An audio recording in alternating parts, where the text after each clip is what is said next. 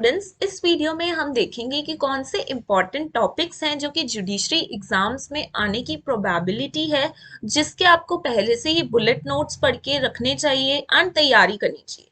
Students, तो ये part 2 है। पार्ट 1 के अंदर मैंने 5 टॉपिक्स आपको बताए, साथ में उनकी डिटेल मैंने आपको बुलेट्स में लिखवाए थे। इन दिस वीडियो भी मैं आपको 5 ऐसे टॉपिक्स बताऊंगी, साथ में आपको मैं उनकी बुलेट्स जो है प्रिपेयर कराऊंगी, उसके बारे में इंफॉर्मेशन दूंगी। एट द एंड मैं आपको कुछ ऐसे टॉपिक्स भी बताने वाली हूँ जो कि एवरग्रीन है। जैसे कि मैंने आपको कहा था, दो तरीके के एसेज होते हैं, एक होते हैं आपके करंट के एसे, राइट, एंड एक होते हैं आपके ऐसे टॉपिक्स जो आपके एवरग्रीन रहते हैं। तो करंट के टॉपिक्स 5 हमने पार्ट 1 के अंदर कवर किए थे, 5 टॉपिक्स हम अभी इस वीडियो के अंदर कवर करने वाले हैं with the bullet points of that topic. And at the and मैं कुछ आपको एवरग्रीन टॉपिक्स बताऊंगी जो आप प्रिपेयर कर सकते हैं, जो कि रिपीटेडली काफी सारे जुडिशरी एग्जाम्स में देखे गए हैं। फॉर एग्जाम्पल मैं आपको एक बता सकती हूँ अभी, वुमेन एम्पावरमेंट। ठीक है, तो पहले करंट के टॉपिक से स्टार्ट करते हैं। तो करंट का टॉपिक क्या रहेगा? सबसे पहले तो वो जो चर्चा में है, बहुत ज्यादा इंपॉर्टेंट टॉपिक, जो है right to protest versus right to movement.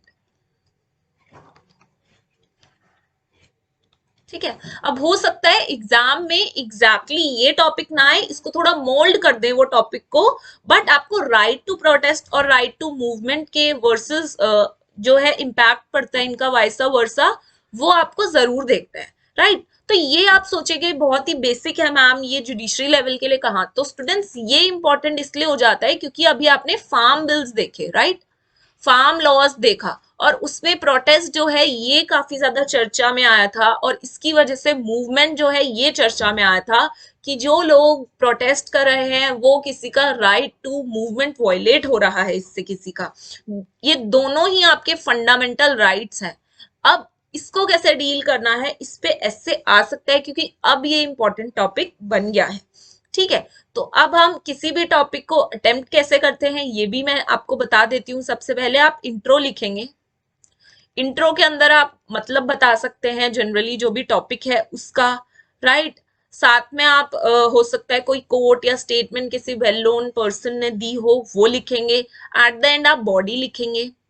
Body के अंदर जो भी आपको हिस्ट्री पता है रिलेटेड टू द लॉ, कोई case, sorry, related to the topic, या कोई भी आपको हिस्ट्री या कोई भी लॉज पता है जो आप मेंशन कर सकते हो, या कोई भी पास्ट इवेंट्स पता हो। पास्ट इवेंट की बात करें तो farmers protest, right to protest, वो वाला आप मेंशन कर सकते हो, राइट। ओके, तो बॉडी के अंदर आपको पहले हिस्ट्री लिखनी है, फिर कोई लॉज, कोई कॉन्स्टिट्यूशन के प्रोविजंस पता है वो लिखो, आप इवेंट्स लिखो हाल ही में कोई हुए हैं तो, केस लॉज लिखिए, केस लॉज लिखिए। ठीक है, जो ये सारी चीजें मैं आपको बताऊंगी, इसी हिसाब से हम आगे डिस्कस करेंगे, इसी हिसाब से मैं आपके बुलेट्स बनवाऊंगी। And at the end okay, अच्छा, इस बॉडी में आप एक और चीज लिखेंगे कि आपको क्या लगता है राइट है या रॉन्ग है। तो आप पहले प्रॉब्लम बताइए, क्या डिस्प्यूट है, दिक्कत क्या है, फिर उसका सॉल्यूशन दीजिए। देखिए, अगर आपने पूरा नेगेटिव में लिख दिया कि ये प्रॉब्लम है इसकी, तो वो आपके लिए अच्छा इंप्रेशन नहीं छोड़ेगा एग्जामिनर के ऊपर, क्योंकि आप जुडिशरी का एग्जाम दे रहे हैं। अगर आप प्रॉब्लम बता रहे हैं और सॉल्यूशन खुद नहीं दे पा रहे, तो दूसरों की प्रॉब्लम क्या सॉल्व करेंगे। तो अगर आपने प्रॉब्लम बताई है, उसके बाद आप सॉल्यूशन भी बताओगे, फिर आप एट द एंड कंक्लूड करोगे। या फिर आप ऐसे भी कर सकते हो, आप पहले बताओगे फेवर में, और फिर उसके रॉन्ग्स, मतलब पहले राइट फिर रॉन्ग, मतलब न्यूट्रल वे में आपको जो है ऐसे को अटेम्प्ट करना है, किसी एक के फेवर में नहीं कि पूरा फार्मर्स के फेवर में हो कि आप ऐसे लिख रहे हो, या पूरा गवर्नमेंट के फेवर में हो कि आप ऐसे लिख रहे हो। तो ऐसा आपको नहीं करना है। बीइंग अ जुडिशरी एस्पिरेंट आपको काफी न्यूट्रल होकर ऐसी चीजों को एड्रेस करना है, काफी न्यूट्रल होकर दोनों पक्षों को लेके चलना है आपको। तो राइट भी लिखोगे, रॉन्ग भी लिखोगे, राइट, यानी कि प्रॉब्लम लिखोगे, सॉल्यूशन लिखोगे, फिर एट द एंड कंक्लूड करोगे। तो ये सारी चीजें आपकी बॉडी में आ गई। कंक्लूजन आपका खुद का ओपिनियन होगा, और मेरी टिप यही रहेगी कि ओपिनियन को आप काफी पॉजिटिव वे में या फिर न्यूट्रल वे में ही खत्म करें। ठीक है, या फिर कंक्लूजन में भी आप थोड़े से सॉल्यूशन अपनी तरफ से दे सकते हैं। ठीक है, अब बात करें इसके अंदर बुलेट्स की, इस टॉपिक पे आते हैं। अब ये तो बात हो गई फॉर्मेट की। इसी फॉर्मेट के हिसाब से हम आगे के सारे जो ऐसे हैं उसको डिस्कस करेंगे, ताकि आपके बुलेट्स भी प्रॉपर फॉर्मेट में बने, और जब आप लिखें ऐसे को अटेम्प्ट करें तो भी आपकी यही आदत बनी रहे, इसी तरीके से आप इसको एक्सप्लेन करें। तो बात चलते हैं आप सीधा फॉर्मेट के बाद टॉपिक्स पे। तो right to protest versus right to movement, जैसे कि मैंने आपको पहला टॉपिक बताया, तो सबसे पहले आप इसको इंट्रोड्यूस करोगे, ठीक है। अब ये कोई ऐसी टर्म तो है नहीं जिसको आप मीनिंग लिख सको, है ना, तो आप इसको थोड़ा सा एक्सप्लेन करोगे, राइट, आप इसको एक्सप्लेन करोगे।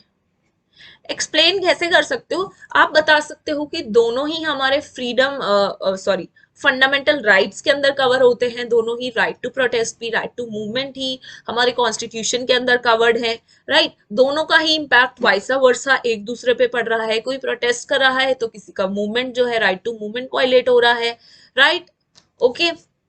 नाउ अगर कोई मूवमेंट के लिए बोल रहा है तो अगर उसको बोलेंगे कि तू प्रोटेस्ट मत कर तो राइट टू प्रोटेस्ट का जो है राइट वायलेट हो रहा है। तो इस तरीके से आप थोड़ा सा इसे एक्सप्लेन कीजिए, 5-6 लाइंस के अंदर, आपको 4-5 लाइन के अंदर थोड़ा सा आपको इंट्रोड्यूस करना है। तो एक तरीका ये हो गया इंट्रोडक्शन का।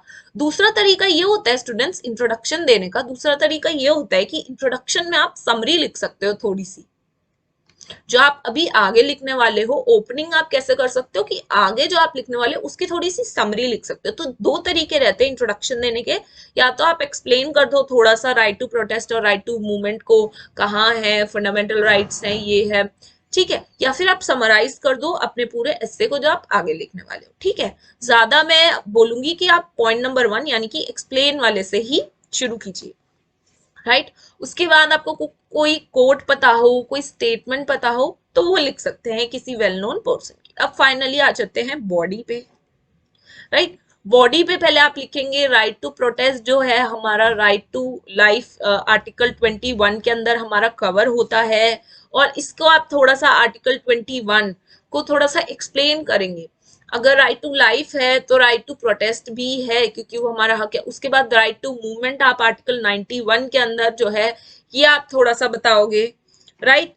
क्यों, अब राइट टू प्रोटेस्ट से क्या होता है, राइट टू लाइवलीहुड भी इम्पैक्ट होता है, राइट, तो ये चीजें भी आप लिख सकते हो, ग्रेट। तो ये सारी चीजें आप लिख सकते हो स्टूडेंट्स। उसके बाद जैसे कि मैंने आपको बोला कि बॉडी में और क्या लिखोगे, आप बॉडी में आप लिख सकते हो लॉज। तो कौन से लॉज लिखोगे, आर्टिकल 21 मैंने आपको बताया, 19 बताया, तो ये सारे दोनों आप लिख सकते हो। उसके बाद मैंने आपको बोला कोई केस लॉज हैं, कोई इवेंट्स हैं, तो अभी इवेंट्स में आप फार्मर्स प्रोटेस्ट वाला लिख सकते हो कि उन्होंने प्रोटेस्ट किया, उसकी वजह से मूवमेंट जो है काफी इम्पैक्ट हुआ, राइट टू लाइवलीहुड काफी इम्पैक्ट हुआ क्योंकि लोग मूव नहीं कर पा रहे थे अपनी जॉब के लिए, इधर से उधर ट्रैवल नहीं कर पा रहे थे, जिससे लाइवलीहुड पे भी काफी ज्यादा फर्क पड़ रहा था, ट्रांसपोर्टेशन का खर्चा ज्यादा हो रहा था क्योंकि बहुत ज्यादा घूम के, ऑल्दो ऑल्टरनेटिव रास्ता था but it was way too long, तो ब्लॉक हो गया था वो रास्ता प्रोटेस्ट की वजह से, तो मूवमेंट पे इम्पैक्ट हो रहा था जिसकी वजह से राइट टू लाइवलीहुड जो है वो इम्पैक्ट हो रहा था हमारा,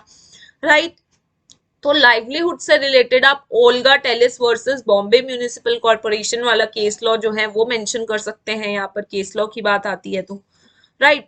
उसके बाद ये राइट है रॉन्ग है, इस पे चलते हैं हम। तो right to protest right wrong में आप ये लिख सकते हो, राइट टू प्रोटेस्ट आप कर सकते हो, बिल्कुल कर सकते हो, आपका फंडामेंटल राइट के अंदर कवर होता है, लेकिन अप टू सर्टन लिमिटेशन कि जहां पे आप वायलेंस ना करो, ठीक है, विदाउट वेपन्स आप रहो, जहां पे आप कोई भी वायलेंस क्रिएट ना करो, तो कुछ लिमिटेशंस भी हैं आपके प्रोटेस्ट करने का, राइट।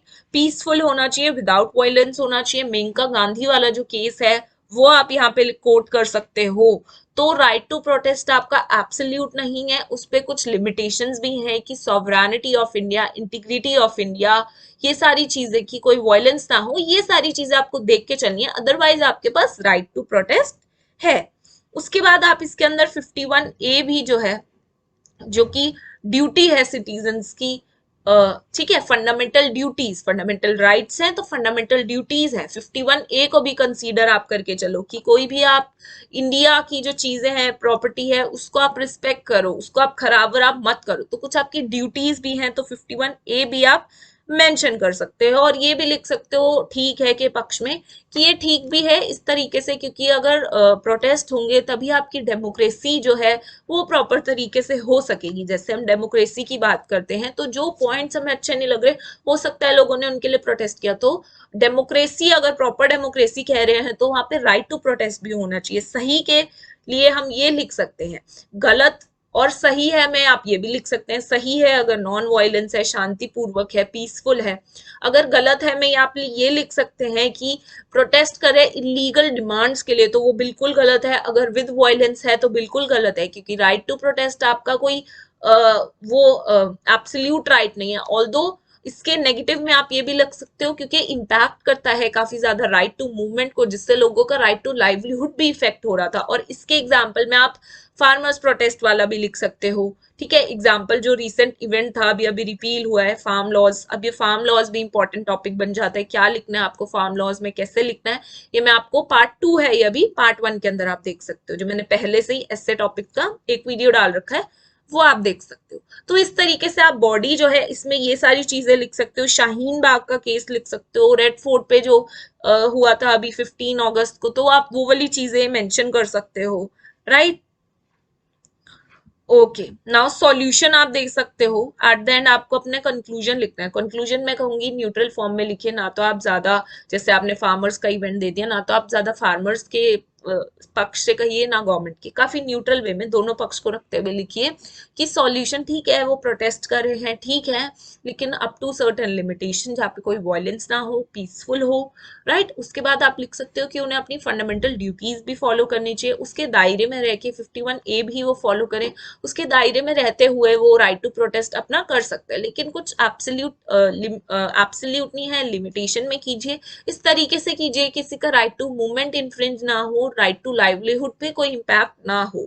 ठीक है, तो ये सारी चीजें आप एट देन सोल्यूशन दे सकते हो मेरे हिसाब से कंक्लूजन में, तो आपके लिए बेस्ट रहेगा। ठीक है, तो ये सारी चीजें करके आप events, Shaheen Bagh, red fort, farmers events, laws मैंने आपको बताया article 21, 19, 51A, case laws Olga Tellis वाला, मेनका गांधी केस आप लिख सकते हो इसके अंदर। हिस्ट्री मैंने आपको बताई, हिस्ट्री में ही इनफैक्ट आप केस लॉ लिखेंगे तो ज्यादा बेटर रहेगा, उससे ही कनेक्ट हो पाएंगे क्योंकि ये काफी पुराने केस लॉज है। राइट, इंट्रो, इंट्रो के अंदर आप ऑब्वियसली राइट टू प्रोटेस्ट और मूवमेंट को तो एक्सप्लेन कर ही सकते हो। You are preparing for judiciary level, तो इतना तो आपको पता ही होगा जब आपने कॉन्स्टी पढ़ा।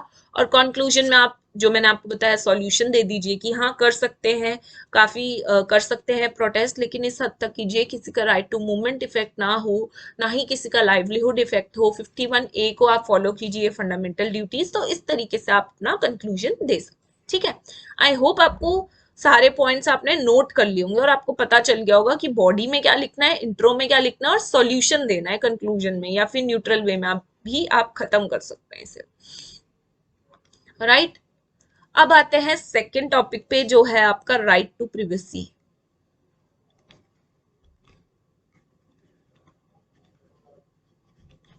या फिर वो इस तरीके से भी दे सकते हैं इसे, व्हाट्सएप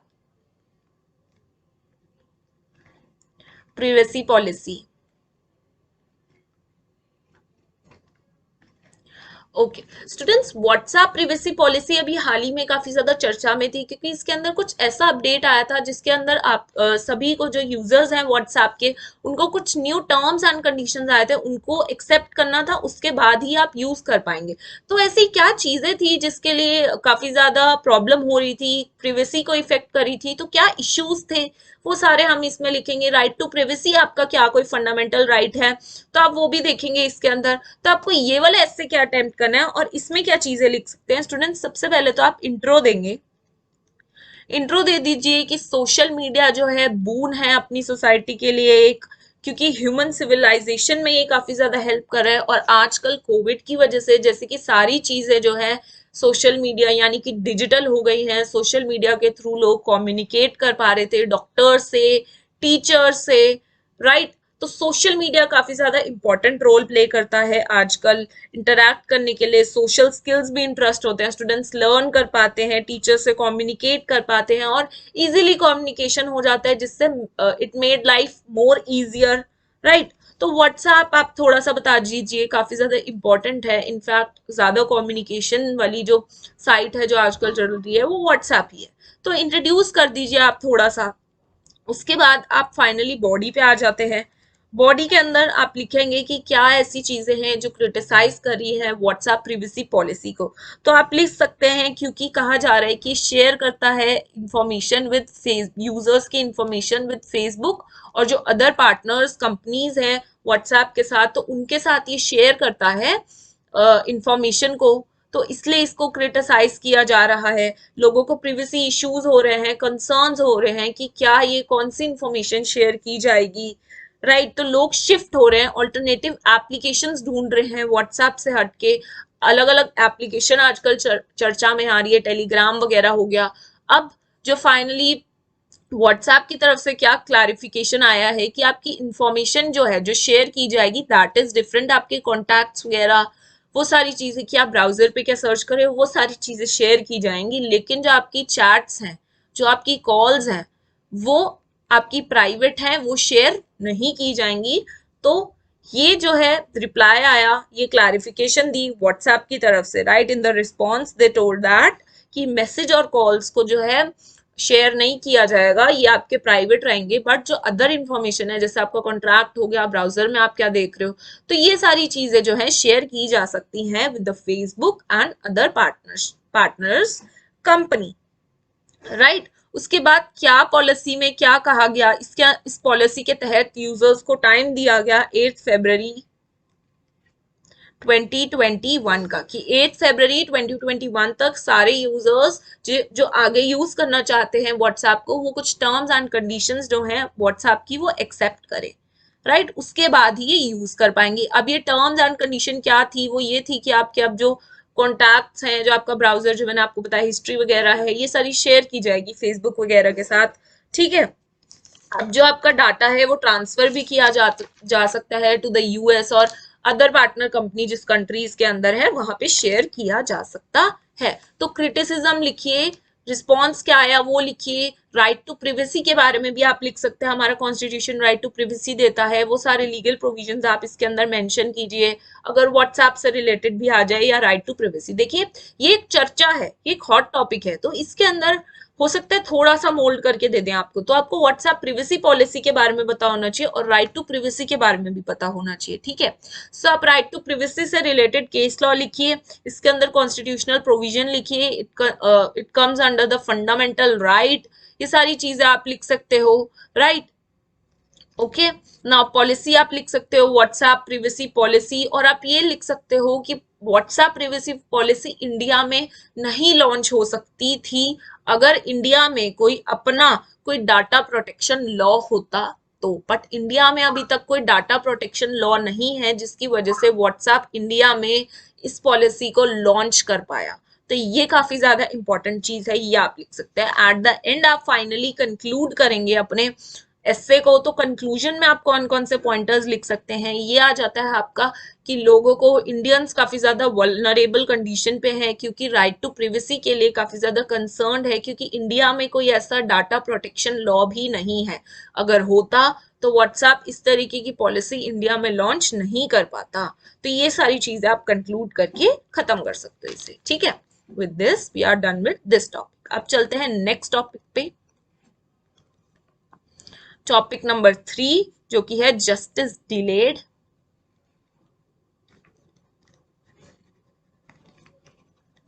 इज जस्टिस डिनाइड, ठीक है। जस्टिस डिले हो गया यानी कि जस्टिस डिनाई हो गया, ठीक है। अब इसको आप कैसे अटेम्प्ट करेंगे, सबसे पहले तो आप इसको इंट्रोडक्शन दीजिए।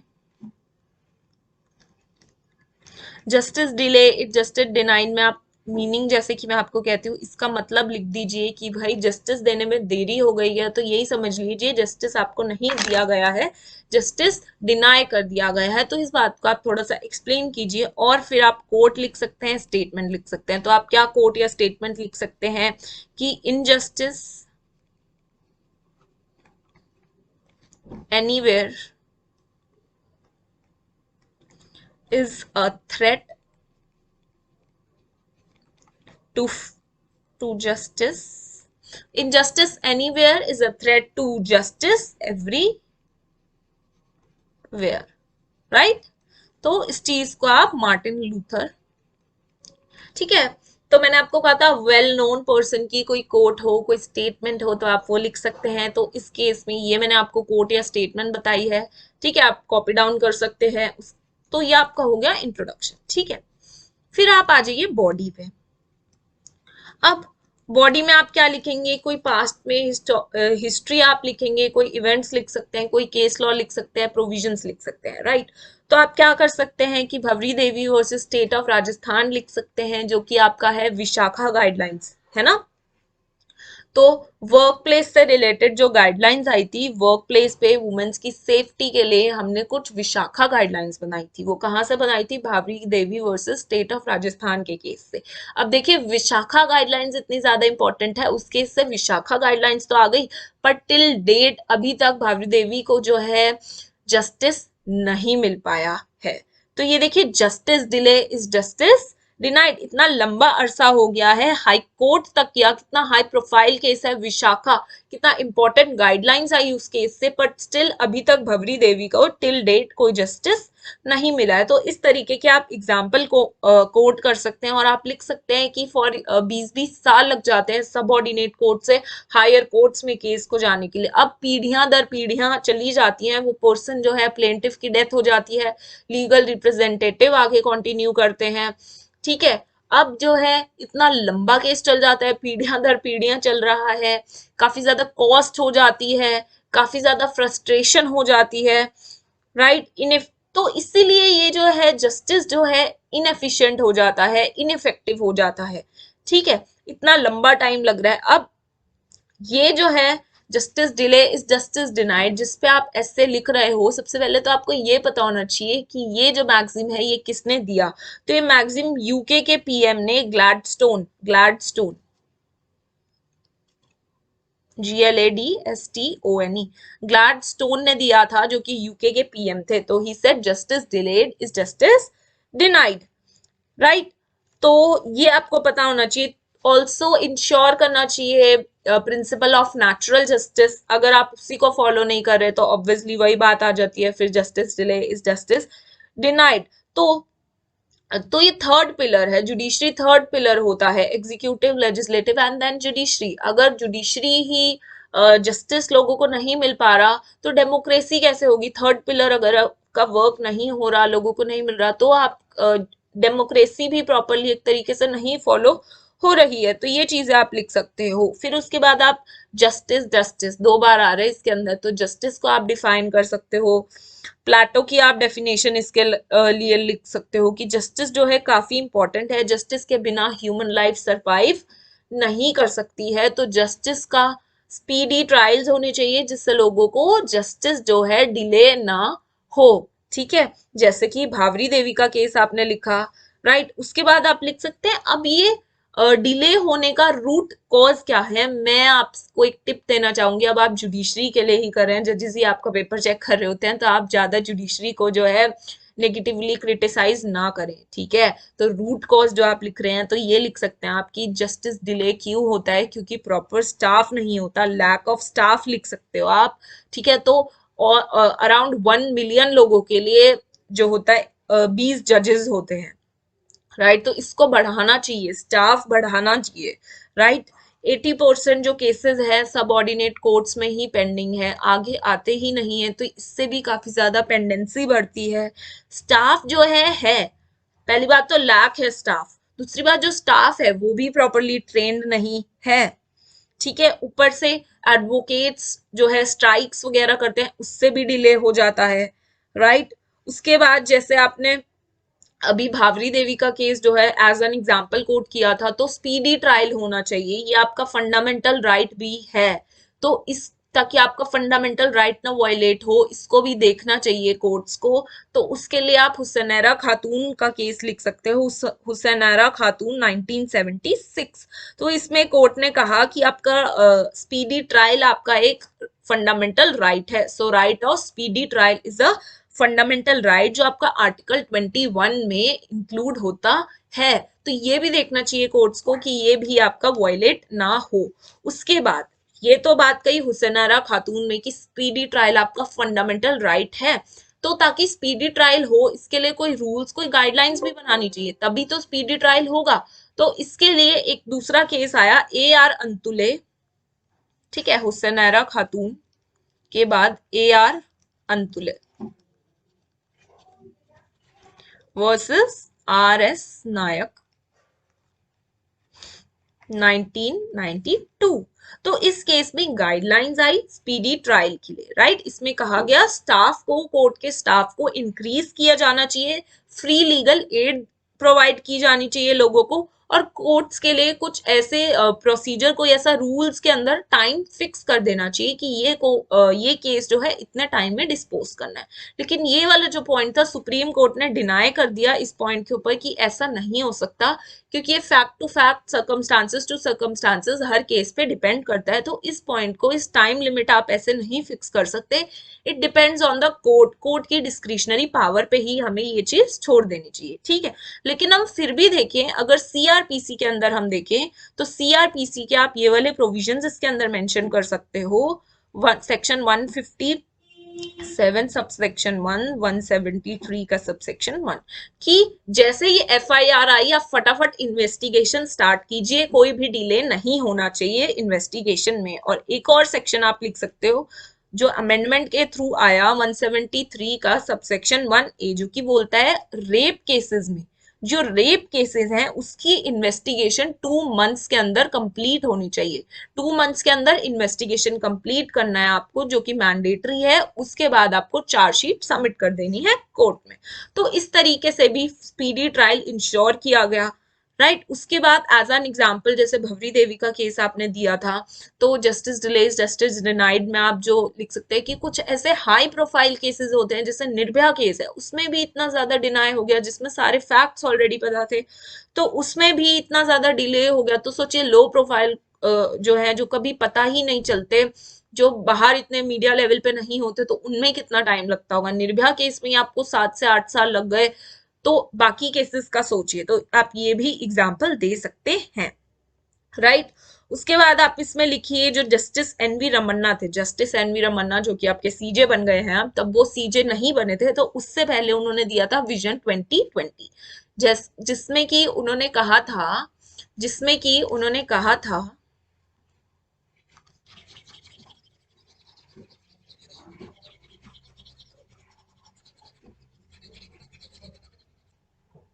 देखिए, जस्टिस एनवी रमन्ना जब सीजे नहीं बने थे, तो वो उनसे पहले उन्होंने विजन 2020 दिया था, और कहा था जो आपका नालसार है, जो कि फ्री लीगल एड देता है, उसको एक मिशन बनाना चाहिए। उस मिशन का जो नाम था वो था mission access justice to all, mission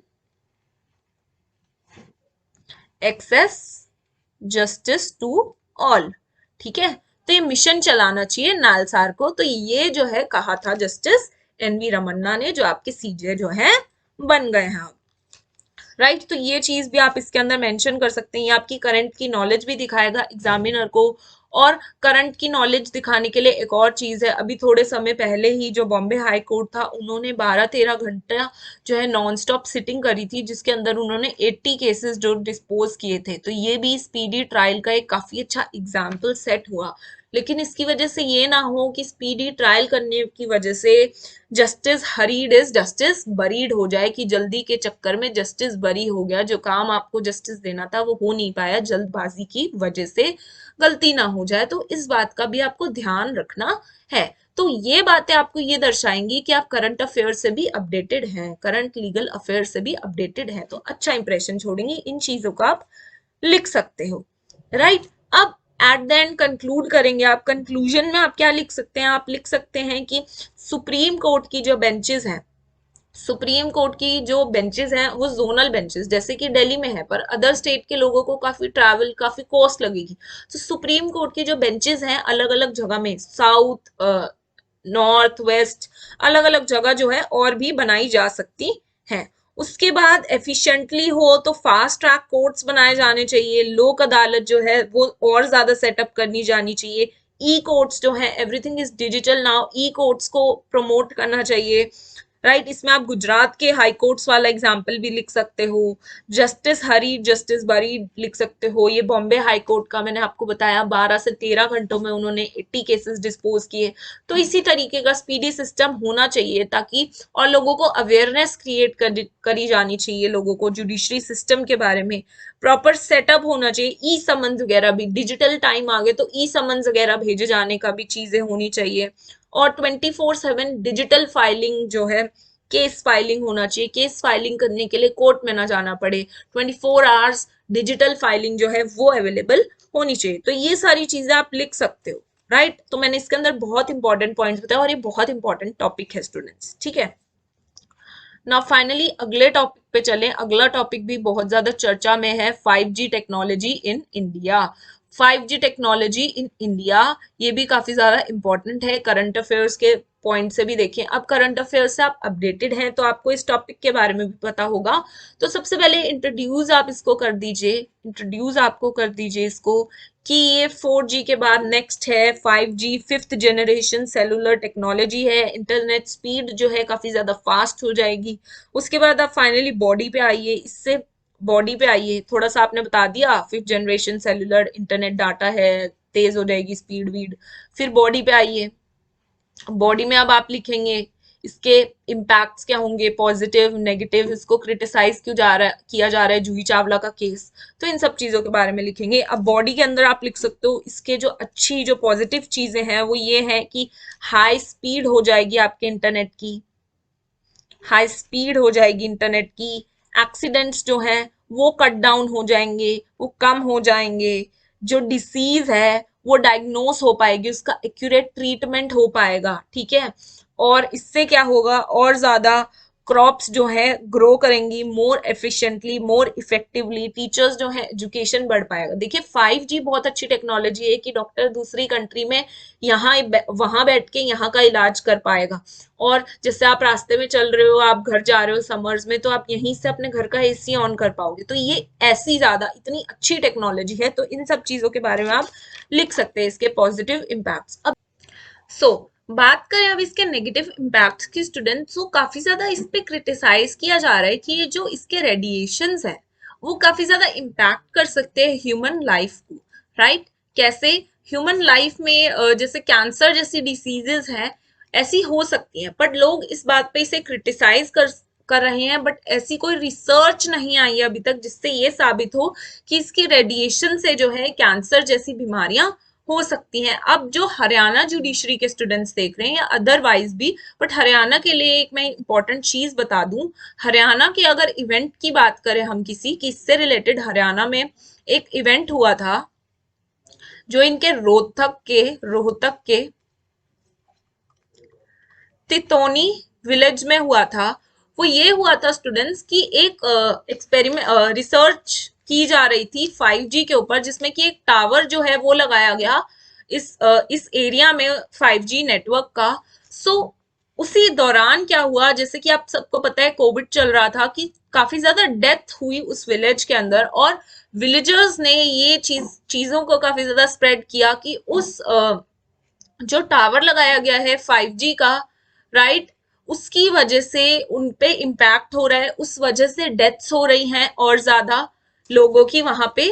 तो इस तरीके की जो चीजें हैं काफी ज्यादा स्प्रेड हो रही थी और कहा जा रहा था लोगों के द्वारा कि यहाँ पे जो हवा चल रही है उसकी वजह से जो है, हवा तेज चलती है और उसकी वजह से जो है टावर की जो है रेडिएशंस वो और ज्यादा आ रही हैं, वो ज्यादा हमें इम्पैक्ट कर रही हैं। तो स्थिति इतनी खराब हो गई थी यहाँ पे कि एडमिनिस्ट्रेशन को पनिश करना पड़ गया उन लोगों को जो ऐसी बातों को फैला रहे थे।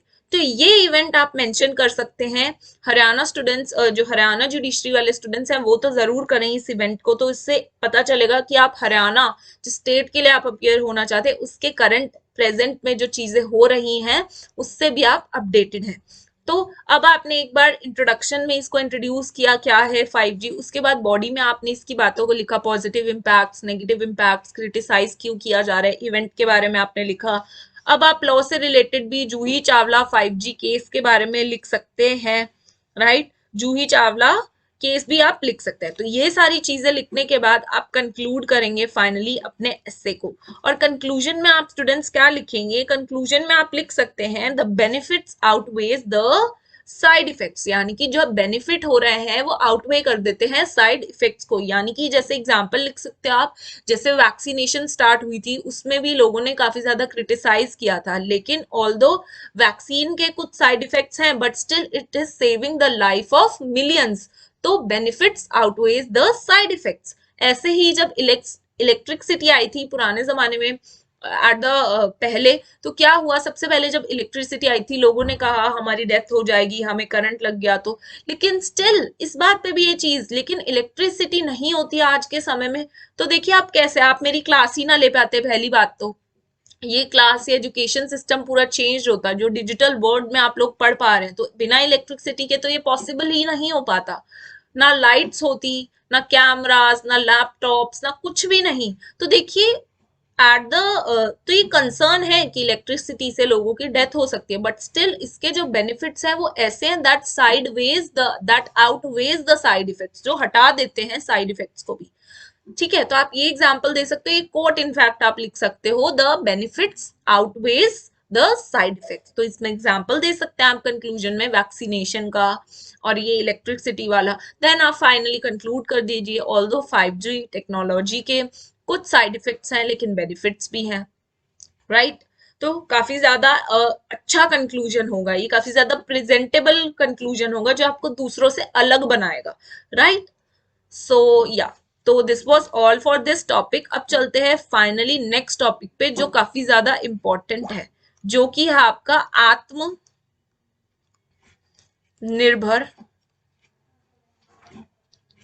भारत। इंग्लिश में बोले तो सेल्फ रिलायंट इंडिया।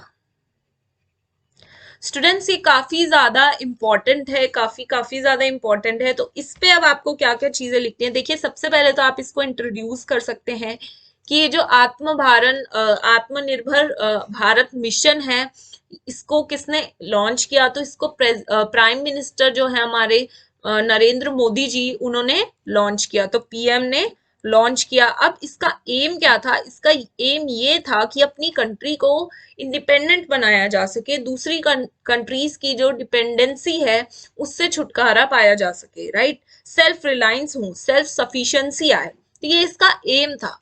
उसके बाद इसकी बॉडी पे चले तो बॉडी में आप क्या लिख सकते हैं? जैसे कि कोविड आया जिसकी वजह से हमारा इकोनॉमिक सिस्टम, इकोनॉमी थी जो हमारे इंडिया की, वो काफी ज्यादा फॉल हो गई, राइट। तो उसमें इकोनॉमी स्लो डाउन हो गई हमारी, क्योंकि काफी ज्यादा लॉकडाउन वगैरह लगा तो इकोनॉमी स्लो डाउन हो गई। कोविड ने काफी ज्यादा इम्पैक्ट किया, लॉकडाउन ने काफी ज्यादा इम्पैक्ट किया हमारी इंडिया की इकोनॉमी को, तो ये काफी ज्यादा फॉल हो गई, स्लो डाउन हो गई। इसको बूस्ट देने के लिए, ठीक है, कि इंपोर्ट ज्यादा ना हो पाए, हम ज्यादा एक्सपोर्ट कर पाए। तो एक्सपोर्ट कब करेंगे? जब हमारी क्वालिटी अच्छी होगी, तो हम ग्लोबल मार्केट में भी अपनी पहचान जो है उसको बना सकते हैं, एक्वायर कर सकते हैं। तो इंपोर्ट को कम कर दो, तो ये भी पॉलिसी थी। और ये भी था कि मेड इन इंडिया जो आपने देखा होगा, वो काफी ज्यादा मिशन जो है वो फॉलो किया, लोगों ने भी काफी ज्यादा मदद करी, राइट। अब इस चीज को करने के लिए क्या किया? पीएम मोदी ने 20 लाख रुपीज जो थे, जो कि इकोनॉमिक स्टिमुलस पैकेज जो दिया, वो था 20 लाख का इस मिशन के तहत, जो कि इंडिया की जीडीपी के 10% के बराबर है। तो उन्होंने कहा कि इससे लिक्विडिटी आएगी हमारे इकोनॉमी में, पैसा आएगा थोड़ी इकोनॉमी में, जिससे सबके लिए हेल्पफुल रहेगा। तो ये 20 लाख का अमाउंट जो है ये रिलीज किया गया, ये पास आउट किया गया, पे आउट किया गया। और इसकी पे आउट सारे जो स्टार्टिंग में मिशन अनाउंस किए थे उसके तहत भी ये कवर हुआ। इनफैक्ट जो आपका था प्रधानमंत्री गरीब कल्याण योजना, प्रधानमंत्री गरीब कल्याण योजना, तो उसकी पे आउट्स जो की जाएंगी वो भी इन 20 लाख से ही करी जाएंगी। देखिए इस 20 लाख का जो था वो ये था कि लिक्विडिटी आए, पैसा आए हमारी इकोनॉमी में। इकोनॉमी हमारी स्लो डाउन हो गई थी, पैसा नहीं था उसमें, तो एक तरीके से रुक सी गई थी, फॉल डाउन हो गई थी। तो उसको बूस्ट देने के लिए 20 लाख रुपए की लिक्विडिटी इकोनॉमी में लाने के लिए 20 लाख रुपए पे आउट किए गए। और इसके अंदर जो आपका प्रधानमंत्री गरीब कल्याण योजना था ये भी आई, और ये भी एक इंपॉर्टेंट फैक्ट है, जो 20 लाख है ये हमारे इंडिया के जीडीपी के 10% के बराबर दिया गया। राइट, तो ये सारी चीजें आप लिख सकते हैं। हम करना चाहते थे इंपोर्ट को कट डाउन करना चाहते थे, हम एक्सपोर्ट बढ़ाना चाहते थे, और एक्सपोर्ट बढ़ाने के लिए क्वालिटी को बढ़ाना पड़ेगा ताकि हमारी भी ग्लोबल मार्केट में शेयर हो, ग्लोबल मार्केट में शेयर हो। जो हमारे मेड इन इंडिया प्रोडक्ट्स थे उनको प्रमोट किया गया, हमारे लोकल प्रोडक्ट्स को प्रमोट किया गया। अब मेड इन इंडिया हो रहा है तो इंडिया की एक और सबसे बड़ी जो परेशानी है, प्रॉब्लम है, वो भी सॉल्व हो गई, जो कि है अनएम्प्लॉयमेंट की। अब मेड इन इंडिया हो रहा है, लेबर इंटेंसिव वर्क हो रहा है, प्रोडक्ट्स बन रहे हैं मेड इन इंडिया, तो उसके लिए लेबर चाहिए। तो उसके लिए एक तरीके से एम्प्लॉयमेंट भी जनरेट हुई काफी ज्यादा। तो अनएम्प्लॉयमेंट की जो परेशानी थी उससे भी छुटकारा पाया जा सकता है इस आत्मनिर्भर मिशन से, भारत मिशन से, सेल्फ रिलायंट इंडिया जो आप कह रहे हैं इंग्लिश में। राइट, तो ये जो मिशन है इसके 2 फेजेस में इसको कहा गया कि इसके 2 फेजेस रहेंगे। पहली बात, वो सारे प्रोडक्ट्स जो मेडिकल से रिलेटेड हैं, जो टॉयज, प्लास्टिक, टेक्सटाइल्स, इलेक्ट्रॉनिक है, और दूसरा फेज जो था वो ज्वेलरी, स्टील एक्सेट्रा। तो 2 फेजेस में जो मिशन है उसको डिवाइड किया गया, प्रोडक्ट्स को 2 फेजेस में डिवाइड किया गया। राइट, तो एट द एंड आप ये सारी चीजें बताइए, इसकी पॉजिटिव इम्पैक्ट, इसके एम्स बताइए। राइट, बॉडी में आप ये सारी चीजें लिखिए। पॉलिसी है, एक तरीके का मिशन है, तो आप मिशन के बारे में ज्यादा से ज्यादा बताइए कि इसका एम क्या था। एट द एंड अपना ओपिनियन दीजिए, सॉरी, अपना ओपिनियन, अपना कंक्लूजन दीजिए कि आपका क्या ओपिनियन है। हाँ, काफी ज्यादा अच्छा मिशन है, इससे क्या होगा, हमारी अनएम्प्लॉयमेंट की प्रॉब्लम सॉल्व होगी, काफी ज्यादा एम्प्लॉयमेंट आएगी, हमारे लोकल प्रोडक्ट्स को, मेड इन इंडिया प्रोडक्ट्स को काफी ज्यादा ग्लोबल लेवल पे प्रमोशन मिलेगा, ग्लोबल मार्केट में भी हमारा शेयर होगा, हमारे प्रोडक्ट्स का शेयर होगा। इकोनॉमिक स्लो डाउन जो हुआ है उसको वो प्रॉब्लम सॉल्व हो जाएगी, हमारी कंट्री सेव कर पाएंगे, हम अपनी इंडिया की इकोनॉमी को सेव कर पाएंगे। तो एक तीर से बहुत सारे निशाने लग रहे हैं। गरीबों की भी मदद हो रही है, गरीब कल्याण योजना के अंदर गरीबों को पैसा दिया जा रहा है। दूसरी बात, इकोनॉमी के अंदर पैसा आ रहा है, जो हमारे छोटे छोटे इंडस्ट्रीज वगैरह थे, बिजनेसमैन वगैरह थे, उनको हेल्प हो रही है, पैसा आ रहा है, ज्यादा काम कर पाएंगे। दूसरी बात, अब जब ज्यादा काम होगा तो लेबर को बुलाना पड़ेगा, लेबर आ रही है तो लोगों को एम्प्लॉयमेंट भी मिल पाएगी। और दूसरी बात, इंडिया भी हमारे अच्छे ग्लोबल मार्केट पे शेयर कर पाएगा, उसका भी एक शेयर होगा, हमारे भी प्रोडक्ट्स होंगे, जो दूसरी कंट्री पे हम इंपोर्ट कर रहे हैं वो भी कम होगा। राइट, जिससे हमारा जो पैसा बाहर जा रहा है वो कम जाएगा। राइट, तो एक्सपोर्ट बढ़ जाएगा हमारी इंडिया की तरफ से, ठीक है, जिससे फॉरेन करेंसी ज्यादा आ पाएगी। तो बहुत सारे फायदे हैं, वो सारी चीजें आप लिख सकते हैं कंक्लूजन में। इसको आप पॉजिटिव ही रखेंगे जितना, तो वो ज्यादा बेटर है। Right, so yeah with this we are done with today's lecture students. So आज हमने 5 करंट के टॉपिक्स डिस्कस किए, इसका पार्ट 1 भी देखिए आप, उसके अंदर भी 5 टॉपिक्स मैंने डिस्कस किए थे। अब बात करते हैं, अब ये हो गए आपके करंट टॉपिक्स, अब आगे आते हैं आपके कोई ऐसे एवरग्रीन टॉपिक्स जो हमेशा ही पूछे जाते हैं। राइट, तो ऐसे कौन से टॉपिक्स हैं जो एवरग्रीन हैं, जो हमेशा रिपीटेड बहुत सारे एग्जाम्स में देखे गए हैं, पूछे जा रहे हैं। तो एक टॉपिक ऐसा तो मैंने आपको लेक्चर के स्टार्टिंग में ही बता दिया था, जो कि था वुमेन एम्पावरमेंट से रिलेटेड। तो वुमेन एम्पावरमेंट आप लिख सकते हो, वुमेन एम्पावरमेंट। दूसरा करप्शन, तीसरा सुरोगेसी। राइट, चौथा one nation one election, public interest litigation, human rights. देखिए, ह्यूमन राइट्स भी एक तरीके से काफी ज्यादा इंपॉर्टेंट हो जाता है, जैसे कि आप इसके अंदर रिलेट कर पा रहे हैं, जैसे वैक्सीनेशन हो रही है तो इस पे काफी ज्यादा कंट्रोवर्सी हो रही है कि वो जबरदस्ती फोर्सफुली होना चाहिए, सबके लिए मैंडेटरी होना चाहिए, या वॉलंटरीली होना चाहिए, स्वे इच्छा से। तो इंडिया के अंदर अभी तक कंपल्सरी नहीं है कि हर किसी को जबरदस्ती की जाएगी कि लगवानी ही लगवानी है, मैंडेटरी है, नहीं, अभी तक इंडिया में वॉलंटरी ही है वो। ठीक है, तो ह्यूमन राइट्स इसलिए इंपॉर्टेंट हो जाता है, इस तरीके से आप देखें तो इस ठीक है, इस वैक्सीनेशन वाले पॉइंट ऑफ व्यू से देखे तो ये इस तरीके से इंपॉर्टेंट हो जाता है। ठीक है, और बात आती है आगे, वुमेन रिजर्वेशन का भी था जो कि मैंने आपको ऑलरेडी करंट में भी कवर कर दिया है पार्ट नंबर 1 के अंदर। और नेक्स्ट टॉपिक अगर हम देखें तो वो आ जाता है यूनिफॉर्म सिविल कोड। तो इसके अंदर यूनिफॉर्म सिविल कोड जो है ये भी इंपॉर्टेंट हो जाता है। तो ये कुछ ऐसे इंपॉर्टेंट टॉपिक्स थे जो कि काफी ज्यादा इंपॉर्टेंट हो जाते हैं आजकल हम देखें तो। और कोविड जो है वो भी, उस पे भी आप थोड़ी सी देख लीजिए, रिसर्च कर लीजिए। क्रिप्टो करेंसी भी आप देख सकते हैं, क्रिप्टो करेंसी आप देख लीजिए, राइट।